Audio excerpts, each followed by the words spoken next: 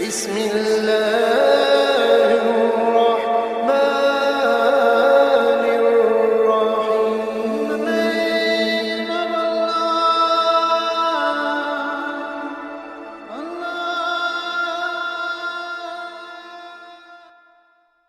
الحمد لله نحمده ونستعينه ونستغفره ونؤمن به ونتوكل عليه ونعوذ بالله من شرور أنفسنا ومن سيئات أعمالنا. أما بعد فقد قال الله سبحانه وتعالى: وما خلقت الجن والإنس إلا ليعبدون. وقال النبي صلى الله عليه وسلم: نعمتان مغبون فيهما كثير من الناس، الصحة والفراغ، أو كما قال عليه الصلاة والسلام. محترم معزز حاضرین گرامی،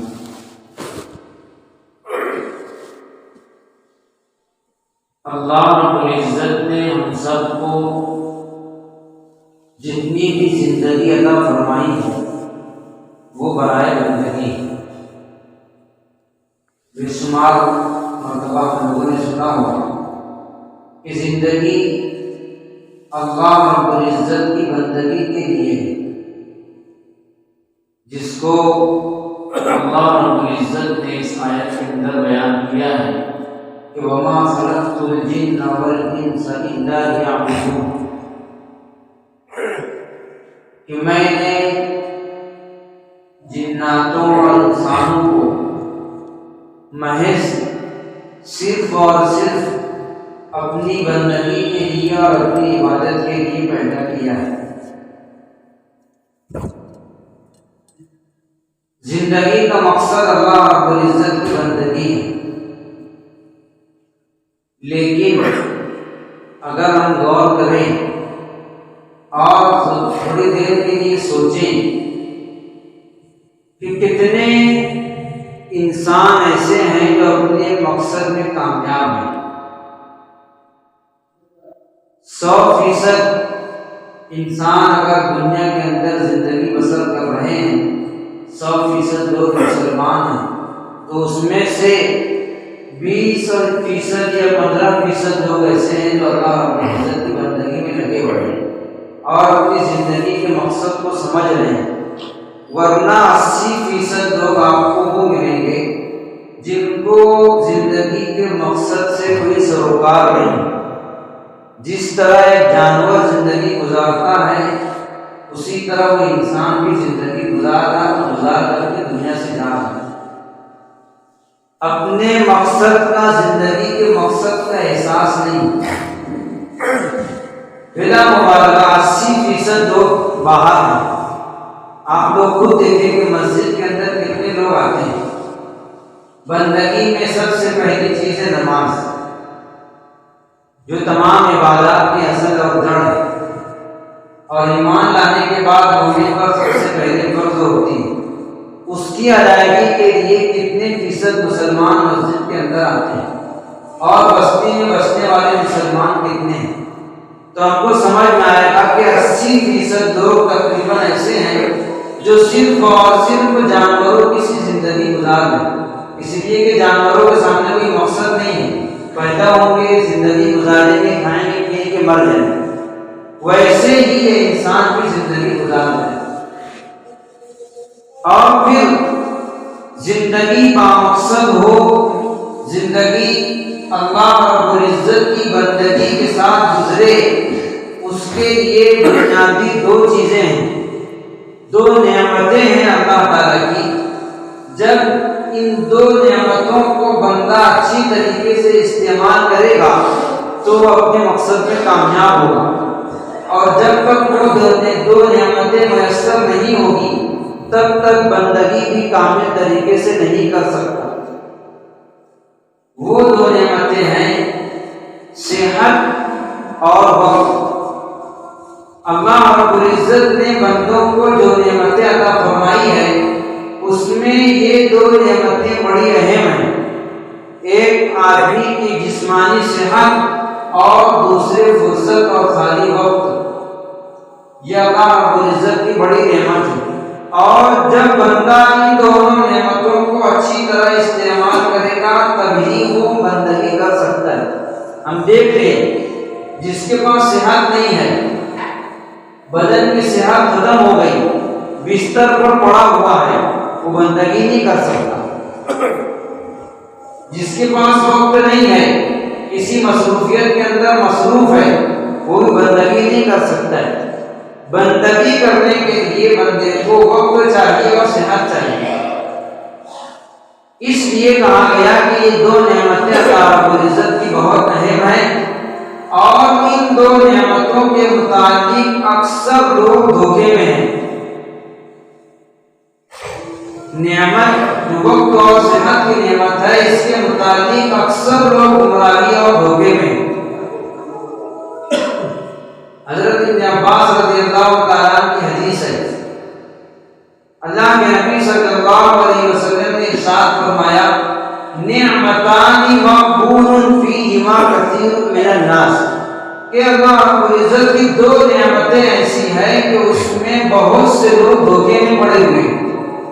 اکثر لوگوں کو ان دو نعمتوں میں دھوکا ہے، اور وہ دو نعمتیں آپ نے بیان فرمائی، الصحت والفراغ، صحت اور خالی وقت، فرصت کا وقت، اس میں آدمی دھوکے میں ہے۔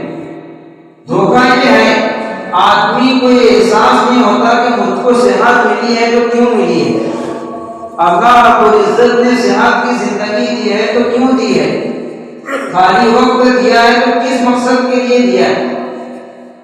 جب صحت ہوتی ہے تو لاوبالی پن میں، خرافات میں، لغو و لعب میں زندگی گزار دیتے ہیں، اور جب صحت ہاتھ سے چھن جاتی ہے، جب ایسا وقت آ جاتا ہے کہ آپ زمین پر سجدہ بھی نہیں کر سکتے، تو آدمی کو بندگی کی سوچتی ہے۔ حالانکہ بندگی کا اصل وقت جوانی ہے، بڑھاپا نہیں ہے۔ جوانی کی عبادت بڑھاپے کی عبادت سے بدل جہاں بہتر ہے۔ یہ بندے اس کے اندر دھوکے میں ہیں کہ جب صحت ہے تو جو کرنا ہو کر لو، مزے اڑا لو، اور جب بڑھاپا آئے گا تب بندگی کر لیں گے۔ اور صحت کا غلط استعمال، صحت کی حفاظت نہ کرنا، جن چیزوں کی وجہ سے صحت متاثر ہوتی ہے ان چیزوں کو کرنا، ان اعمال کو کرنا، ایسی غذاؤں کا استعمال کرنا، یہ بھی درست نہیں۔ صحت اللہ رب العزت کی نعمت ہے، تو اس نعمت کی قدردانی ہم پر ضروری ہے۔ ہم ایسی غذائیں استعمال کریں جس سے ہماری صحت متاثر ہو جائے گی، درست نہیں ہے۔ صحت کو اچھا رکھنے کے لیے ضروری ہے وقت پر کھانا اور وقت پر سونا۔ آپ لوگ دیکھ لیں جن کی زندگی میں وقت پر کھانے اور سونے کا معمول ہے، ان کی زندگی اور ان کی صحت جلدی متاثر نہیں ہوتی۔ 80 اور 90% لوگ جو جسمانی بیماریوں کے اندر مبتلا ہیں، اس کی بہت بڑی وجہ وقت پر نہ کھانا اور وقت پر نہ سونا ہے، اور بلا سوچے سمجھے کیسی بھی غذاؤں کو استعمال کرنا ہے۔ ہم لوگ سمجھتے نہیں کہ یہ جو ہم لوگ بہت زیادہ مسالہ اور تیل والا کھانا استعمال کرتے ہیں، جو بڑی بڑی بیماریاں ہیں، ہارٹ اٹیک کی بیماری ہے، دمے کی بیماری ہے، اسی طرح سے اور جو بیماریاں ہیں، سب ایسی غذاؤں کی وجہ سے ہوتی ہیں۔ آپ لوگ معلوم کر لیں کہ یہی چیزیں مسالہ اور تیل یہ نسوں کے اندر جا کر چربی کی شکل میں جم جاتا ہے، اور اسی سے بیماریاں وجود میں آتی ہیں۔ ہم پر ضروری ہے کہ ایسی غذائیں استعمال کریں جس سے ہماری صحت متاثر نہ ہو، اور ایسے وقت میں کھائیں، کھانے کا ایسا وقت بنائیں کہ جس سے صحت متاثر نہ ہو۔ اس میں صحت کے متاثر ہونے میں بہت بڑا دخل سونے کا ہے۔ وقت پر سوئیں اور وقت پر اٹھیں۔ شریعت مطہرہ نے ایسا نظام دیا ہے کہ اگر آدمی اس کو لے کر کے چلے تو زندگی میں کسی موڑ پر پریشانی نہیں آئے گی۔ کھانے پینے کا، سونے اٹھنے کا، ہر چیز کا نظام بتایا ہے۔ ہم لوگ ہیں مسلمان، ہماری کتابوں میں، ہماری شریعت میں سب چیزیں لکھی ہوئی ہے لیکن فقط لکھی ہے ہمارے عمل میں نہیں۔ سونے کا طریقہ شریعت نے بتایا، سونے کے آداب، سونے کے آداب میں سب سے پہلا اور سب سے بڑا آداب یہ ہے کہ آدمی جلدی سو جائے۔ عشاء کی نماز پڑھنے کے بعد شریعت نے سونے کا وقت بنایا ہے، جلدی سو جائے اور صبح جلدی اٹھے، فجر میں اس کی آنکھ کھل جائے، یہ سونے کا وقت ہے۔ ہم لوگ دیکھیں ہمارے معاشرے میں سونے کا کیا وقت ہے، جب تک 11 اور 12 اور 1 نہیں بجتا تب تک رات ہوتی نہیں۔ یہ ہمارے اپنے معاشرے کا حال ہے، کسی اور معاشرے کی بات نہیں کر رہا۔ اس کی وجہ سے بہت ساری بیماریاں وجود میں آتی ہیں۔ جب آدمی کی نیند مکمل نہیں ہوگی تو اس کی جسمانی صحت برابر نہیں رہے گی، دماغی قوت برابر نہیں رہے گی، اس سے چڑچڑا پن ہوگا، اور اسی بنیادوں پر گھر کے اندر جھگڑے ہوتے ہیں۔ ان تمام چیزوں کی بنیاد وقت پر نہ کھانا اور وقت پر نہ سونا ہے۔ شریعت مطہرہ نے ہم کو تعلیم دی ہے، لا ضرورت بعد العشاء، عشاء کے بعد گپ شپ کرنا، اللہ بلائی کرنا، قصہ گوئی کرنا کچھ بھی درست نہیں ہے۔ ہاں اگر آپ کو تعلیم و تعلم کرنا ہے، سیکھنا سکھانا ہے، دین کے مجلس میں آپ بیٹھ سکتے ہیں، اس کے علاوہ رات میں جاگنے کی گنجائش نہیں ہے۔ آپ لوگ دیکھیں 80% لوگ ہمارے گاؤں کے اندر ایسے ہیں جو راتوں کے اندر دیر میں سوتے ہیں بغیر کسی وجہ کے۔ ہوٹلوں پر بیٹھ کر وقت ضائع کریں، ہوٹلوں پر بیٹھ کر رات میں مشغول ہوں گے اور صبح میں تاخیر سے اٹھیں گے۔ یہ شریعت کے بالکل متضاد نظام ہے، شریعت میں نظام نہیں ہے۔ شریعت نے سونے کا نظام دیا ہے کہ آپ عشاء کے بعد جلد سوئیں اور صبح کو جلد اٹھیں۔ ہم لوگ صبح کو تاخیر سے اٹھتے ہیں اور پھر اس کی وجہ سے اپنے کاروبار پر، اپنی دکان پر تاخیر سے جاتے ہیں، اور جو روزی کمانے کے لیے برکت کا وقت ہے اس کو اپنے ہاتھ سے کھو بیٹھتے ہیں۔ آپ رات میں عشاء کی نماز جماعت سے پڑھیں اور فجر کی نماز جماعت سے پڑھیں۔ حدیث شریف میں آتا ہے کہ اللہ رب العزت اس کو رات بھر نماز پڑھنے کا ثواب عطا فرماتے ہیں۔ اس سے بڑھ کر کیا نعمت ہوگی؟ ایسی شریعت آپ کو کہیں بھی نہیں ملے گی کہ آپ رات میں عبادت کریں، عشاء کی نماز پڑھیں جماعت سے اور پھر فجر کی نماز جماعت سے پڑھیں، رات بھر اطمینان کی نیند سوئیں، آپ کے نامہ اعمال میں اور رات بھر نماز پڑھنے کا ثواب لکھا جائے گا۔ لیکن ہمارا تو حال یہ ہے کہ نہ عشاء ہوئی نہ فجر ہوئی، وقت ضائع کر رہے ہیں۔ ابھی آپ کے سامنے حدیث شریف پڑھی گئی کہ 2 نعمتیں ایسی ہیں جو اس کے بارے میں بہت سے لوگ دھوکے میں ہیں۔ اس میں ایک صحت ہے کہ صحت کا بہت غلط استعمال کر رہے ہیں، اور دوسرے وقت ہے۔ جتنا وقت امت مسلمہ کے یہاں پر سستا ہو گیا تھا، کسی قوم کے یہاں سستا نہیں۔ جتنی تاکید وقت کی اہمیت کے متعلق اسلام نے کی ہے اتنی کسی مذہب نے نہیں کی، لیکن جتنا وقت برباد مسلمان کرتے اتنا کوئی نہیں کرتا۔ صبح میں جلدی اٹھ جائیں، فجر کی نماز پڑھیں، اپنے کاروبار کا فجر کے بعد فوراً جائیں، پھر دیکھیے آپ کاروبار کے اندر کتنی برکتیں رہتی ہیں۔ ہم کو یہ شکایت ہوتی ہے کہ ہمارے کاروبار میں برکت نہیں ہے، برکت کے لیے یاسین پڑھواتے ہیں، سورہ بقرہ پڑھواتے ہیں اور پتہ نہیں کیا کیا کرتے ہیں۔ اسلام نے برکت کا وقت بتایا صبح کا وقت۔ حضرت صبر نامی رضی اللہ تعالیٰ کی حدیث ہے، فرماتے ہیں سمعت رسول اللہ صلی اللہ علیہ وسلم یقول اللہم بارک لامتی فی بکورها۔ اللہ کے نبی صلی اللہ علیہ وسلم خود دعا فرما رہے ہیں کہ اے اللہ میری امت کے صبح کے وقت میں برکت عطا فرما۔ یہ نبی کی زبانی دعا ہے کہ اے اللہ میری امت کے صبح کے وقت میں برکت عطا فرما، اور اس برکت کے وقت میں ہم لوگ سوتے ہیں۔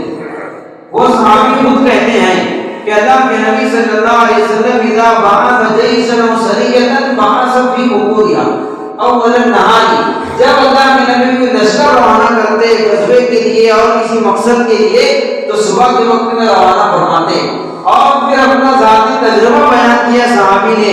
وہ ایک تاجر شخص تھے، وکان صخر رجلا تاجرا، صخر ایک تاجر شخص تھے۔ فرماتے ہیں کہ جب بھی میں اپنا قافلہ بھیجتا تجارت کے لیے تو فجر کے فوراً بعد بھیجتا، فرماتے ہیں میرے مال میں بہت برکت ہوئی۔ ہم لوگ برکتیں چھوڑ کر کے اپنے آپ سے ناموسن اور ایسی بے برکتی کی اسباب مہیا فرما رہے ہیں اور پھر برکت تلاش کرتے ہیں۔ اس لیے برکت کا وقت یہ ہے کہ آپ صبح سویرے اٹھ کے نماز پڑھیں اور پھر اپنے روزی کو تلاش کریں۔ یہ شریعت نے تعلیم دی ہے۔ ہماری فجر بھی نہیں ہوتی، پھر فجر کے بعد تاخیر سے اٹھ کر کے کام پر جاتے ہیں۔ جب ہماری صبح کی ابتدائی صحیح نہیں ہوگی تو دن کیسے صحیح گزرے؟ جس کی فجر کی نماز نہیں ہوئی اس کی دن کی ابتدائی بیکار ہوئی، وہ دن ہی نوسط کے ساتھ شروع کیا۔ اس لیے شریعت کی تعلیم میں ہے کہ عشاء کی نماز پڑھ کر سو جائیں اور صبح فجر میں جلدی اٹھ جائیں۔ یہ پورا نظام ہے۔ جب آدمی رات میں اطمینان کی نیند سوئے گا، دن میں اس کا دماغ فریش رہے گا، اس کی جسمانی صحت متاثر نہیں ہوگی۔ آج ہمارے نوجوانوں کا وقت کہاں پر لگ رہا ہے؟ آپ دیکھیں ہر جگہ ہوٹلوں پر، چوراہوں پر، بیٹھنے کی جگہوں پر آپ کو کثیر تعداد میں نوجوان بیٹھے ہوئے ملیں گے، موبائل کے اندر مصروف ہوں گے۔ یہ کیا مصیبت ہے؟ شریعت نے ہم کو وقت کی اتنی اہمیت بتلائی، ہمارے اکابر کے واقعات آپ پڑھیں گے تو دنگ رہ جائیں گے کہ وقت کی کیسی قدر کیا کرتے تھے۔ مفتی شفیع صاحب رحمۃ اللہ علیہ کے بارے میں آتا ہے کہ جب بیت الخلا کے اندر ہوتے تو کہتے ہیں کہ میں سوچتا کہ بیت الخلا کے اندر تو میں کوئی علمی کام کر نہیں سکتا، نہ لکھ سکتا ہوں، نہ پڑھ سکتا ہوں، ایسے وقت میں کیا کروں کہ میرا وقت ضائع نہ ہو۔ حالانکہ ایک حاجت کے لیے گئے ہیں، اگر کوئی کام نہ کرے تب بھی وقت ضائع نہیں ہوگا، لیکن اپنے دماغ سے اپنے سوچا اور کہتے ہیں کہ وہ اپنے وقت میں بیٹھے بیٹھے بیت الخلا کا لوٹا صاف کر دیتا، بیت الخلا صاف کر دیتا تاکہ میرے بعد آنے والے کو راحت ہو، تکلیف نہ ہو اور میرا یہ وقت کی ٹھیک بن جائے۔ یہ وقت کی قدر اور اہمیت ہے۔ ہم لوگ گھنٹوں ہوٹلوں پر بیٹھ کر وقت ضائع کرتے ہیں۔ بہت واضح مثال ہے، کاریگر طبقہ ہوٹل پر 10 منٹ 20 منٹ آرام سے بیٹھتا ہے، عصر کی نماز کے بعد تعلیم ہوتی ہے مسجد میں، اس کو بیٹھنے کے لیے فرصت نہیں، کہ وقت نہیں ہے، نقصان ہو جائے گا۔ اور وہی کاریگر یہاں سے جانے کے بعد آدھا گھنٹہ ہوٹل پر بیٹھے۔ یہ دین کی ناقدری ہے، وقت کی ناقدری ہے، اور سب سے پہلے نمبر پر والدین کی کوتاہی ہے۔ بچوں کی تربیت کرنا والدین کی ذمہ داری ہے۔ جب والدین کو پتا ہے کہ میرا بچہ اتنے سے اتنے بجے تک کام کرتا ہے اور اس کے بعد 2-3 گھنٹے کے بعد گھر کے اندر آیا تو والد کا فرض بنتا ہے کہ پوچھے کہ اتنی دیر سے کہاں تھے۔ یہ تربیت کا طریقہ ہے۔ روک ٹوک کا نظام بالکل والدین کے اندر سے ختم ہو گیا۔ یہ والدین کی ذمہ داری ہے۔ والدین اپنے بچوں کی جوانی کو برباد کر رہے ہیں، اور پھر جب بچے بڑے ہوں گے نافرمانی کریں گے تو پھر وہی والدین ہوئیں گے۔ شریعت نے تم کو تربیت کا طریقہ سکھلایا ہے۔ اپنے بچوں سے پوچھو کہ تم اتنے سے اتنے وقت میں لیٹ آئے کہاں تھے، کیا کر رہے تھے۔ اپنے بچوں کو موبائل کے اندر مصروف دیکھ کر کے پوچھیں کہ کیا دیکھ رہے ہو، کیا کر رہے ہو۔ نوجوانوں کا وقت اس طرح سے موبائلوں کے اندر صرف ہو رہا ہے، ہوٹلوں پر بیٹھ کر گھنٹوں گیم کھیلتے ہیں، اذان بھی ہو رہی ہے، نماز بھی ہو رہی ہے، لیکن ان کو کوئی پرواہ نہیں۔ بنیادی کوتاہی والدین کی ہے، ان کو فکر ہی نہیں کہ بچہ کیا کر رہا ہے۔ اسی طرح سے نوجوان سے ذرا اوپر بڑی عمر کے لوگ وہ اگر موبائل کے شوقین نہیں ہیں تو وہ ایسے ہی ہوٹلوں پر بیٹھ کر وقت ضائع کرتے ہیں، ادھر ادھر کی بات کریں گے، غیبت کریں گے، چغلی کریں گے، اس کی برائی کریں گے، لیکن وقت ضائع کر رہے ہیں۔ آپ انہی نوجوانوں سے اور انہی بوڑھوں سے کہہ دیجیے کہ مسجد میں تعلیم بالیغہ چل رہی ہے، آپ لوگ وہاں پر 1 گھنٹے کے واسطے داخلہ لے لو، تو بولیں گے وقت نہیں۔ باہر بیٹھ کر گھنٹوں وقت ضائع ہو جائے گا، لیکن دین سیکھنے کے لیے اپنا قرآن شریف صحیح کرنے کے لیے وقت نہیں ہے۔ یہ وقت کی اہمیت ہے، شریعت نے بتایا وقت ضائع مت کرو۔ وقت بڑی اہم چیز ہے۔ وقت ضائع کرنے کی وجہ سے ہماری نسلوں کا مستقبل بہت تاریک ہوگا۔ ان وقتوں کے اندر جو وقت ہم لوگ ہوٹلوں پر ضائع کرتے ہیں، چوراہوں پر بیٹھ کر گپ شپ کرتے ہیں، نہ جانے ہم لوگ کتنا کام کر سکتے ہیں۔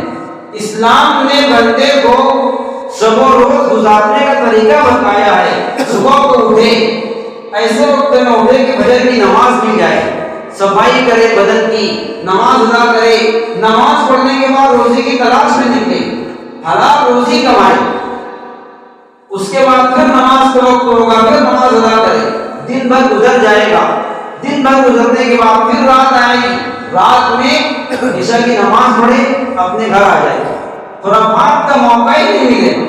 فتنوں کے زمانے میں سب سے بہتر جگہ اپنا گھر، مسجد اور اپنا گھر، مسجد اور اپنا گھر، اس سے بہتر کوئی جگہ نہیں، آدمی فتنوں سے محفوظ رہے گا۔ اللہ رب العزت نے اپنے بچوں کی تربیت کے لیے قرآن شریف میں حکم دیا، یا ایھا الذین آمنوا قوا انفسکم واہلیکم نارا، اے لوگوں اپنے آپ کو اپنے بچوں کو جہنم کی آگ سے بچاؤ۔ حکم دیا ہے اپنے آپ کو اور اپنی اولاد کو، اپنے اہل و عیال کو جہنم کی آگ سے بچاؤ۔ اپنے آپ کو بھی بچانا ہے، جہنم کی آگ سے کیسے بچائیں گے؟ جہنم کی آگ سے بچانے کا مطلب یہ ہے کہ طاعات پر عمل کرو اور برائیوں سے بچو۔ آپ لوگ غور کریں کہ قرآن شریف نے کیا تعبیر استعمال کی ہے، اپنے بچوں کو، اپنے اہل و عیال کو جہنم کی آگ سے بچاؤ۔ ہمارے بچے آگ کے اندر تو نہیں جل رہے، پھر شریعت نے، قرآن نے ایسا کیوں کہا کہ جہنم کی آگ سے بچاؤ؟ ہم لوگ بچوں کو نصیحت کرتے ہیں، سمجھاتے ہیں، ایک دو بار کہتے ہیں بیٹا نماز پڑھا کر، بیٹا موبائل مت استعمال کیا کر، بول کر اطمینان کر لیتے ہیں، اور جب کوئی کہتا ہے کہ اپنے بچے کو سمجھاؤ تو کہتے ہیں سمجھاتے لیکن مانتا نہیں۔ سمجھانے کی حد کیا ہے؟ اس کے لیے قرآن شریف نے یہ جملہ استعمال کیا کہ اپنے بچوں کو جہنم کی آگ سے بچاؤ۔ مثال کے طور پر اگر ایک آگ جل رہی ہو اور اس آگ میں آپ کا بچہ آپ کے سامنے کودنے جائے تو کیا آپ ایک دو بار تین بار بولنے پر اتفاق کریں کہ بیٹا آگ کے اندر مت کود؟ ایسا نہیں ہے، اس کو جتنی بھی کوشش ہو کوشش کر کے بچائیں گے۔ ایسا نہیں کہ آپ ایک دو بار بول کر اپنی جگہ پر بیٹھے رہیں گے اور وہ آگ میں کودے تو کود جائے۔ جس طرح تمہاری اولاد اگر آگ میں جلنے کے لیے جائے تو تم اپنی جان کی بازی لگا کر تم اس کو آگ سے روکو گے، ایسے ہی تم جہنم والے اعمال سے اپنے بچوں کو روکو۔ یہ قرآن شریف کے کہنے کا مقصد ہے۔ کیا ہم اپنے بچوں کی تربیت کے لیے اتنی کوشش کرتے ہیں؟ یہ والدین کی ذمہ داری ہے۔ والدین پر جو بچوں کا حق ہے ان میں ایک بڑا حق یہ ہے کہ اپنے بچوں کی تربیت کریں۔ بڑے بچے تو دور کی بات، ہمارے گھروں کے اندر چھوٹے چھوٹے بچے موبائل لے کر اس کے اندر گیم کھیلتے ہیں۔ ہم لوگ یہ سمجھتے ہیں کہ چھوٹا بچہ ہے، ابھی تو اس کی کھیلنے کی عمر ہے، ابھی تو کوئی حرج کی بات نہیں ہے۔ کتنا ہی چھوٹا بچہ ہو، جو بچپن میں دل کی تختی پر نقش کر دیا جائے گا وہی بات اس کے دل کی تختی پر لکھا رہے گا۔ آپ لوگ سب لوگ دیکھتے ہیں گھروں کے اندر بچے ہیں، اگر آپ نے بچپن میں بچے کو موبائل کی عادت لگا دی، بڑا ہونے کے بعد بہت مشکل سے چھوٹنا ہے۔ موبائل کے اندر اتنا ہمارا وقت ضائع ہو رہا ہے جس کے اللہ کی پناہ۔ وقت بڑی قیمتی چیز ہے۔ اللہ کے نبی صلی اللہ علیہ وسلم نے ارشاد فرمایا، نعمتان مغبون فیہما کثیر من الناس، دو نعمتیں ہیں اس کے بارے میں بہت سے لوگ گمراہی اور دھوکے میں ہیں، ایک صحت اور ایک خالی وقت، فرصت کا وقت۔ شریعت نے ہم کو ایسا نظام دیا ہے کہ اگر ہم اس پر عمل کریں تو دوسرے ہماری تعریف کریں گے اور ان کو دیکھ کر کے سبق ملے گا۔ ہم لوگ سب جانتے ہیں آج کل عشاء کے بعد 10-11 بجے سے پولیس گھومتی ہے۔ کیوں گھومتی ہے؟ اپنی دکانیں بند کرو، باہر مت کھڑے رہو، گھر کے اندر رہو۔ شریعت نے ہم کو یہ نظام دیا تھا کہ عشاء کی نماز کے بعد سو جائیں۔ اگر آپ اپنی شریعت پر عمل کرتے تو غیر میں دیکھ کر کے تاثر لیتے اور کہتے کہ یہ تو ایسی قوم ہے کہ ان کو اندر کرنے کی ضرورت نہیں۔ لیکن ہمارا حال یہ ہے کہ ہمارے قرآن میں سب کچھ لکھا ہے، حدیث میں لکھا ہے، لیکن زندگی میں کچھ نہیں ہے۔ اپنے عمل سے کچھ دکھا نہیں سکتے۔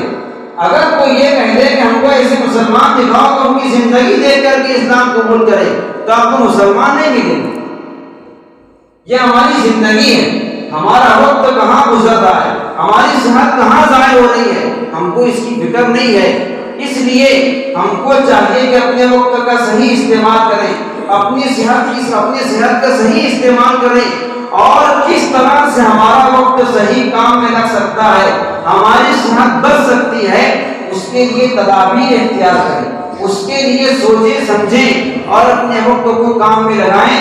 اللہ کے نبی صلی اللہ علیہ وسلم کی حدیث ہے، 5 چیزوں سے پہلے غنیمت سمجھو، اس میں 2 چیزیں یہ بھی ہے، ایک اپنے خالی وقتوں کو مشغولی سے پہلے اور ایک اپنی صحت کو بیماری سے پہلے، کہ ابھی تم صحت مند ہو، ابھی عبادت کر لو، ابھی اللہ رب العزت کی طاعت کر لو، جب بیماری آ جائے گی، صحت ختم ہو جائے گی، چاہ کر بھی نہیں کر پاؤ گے۔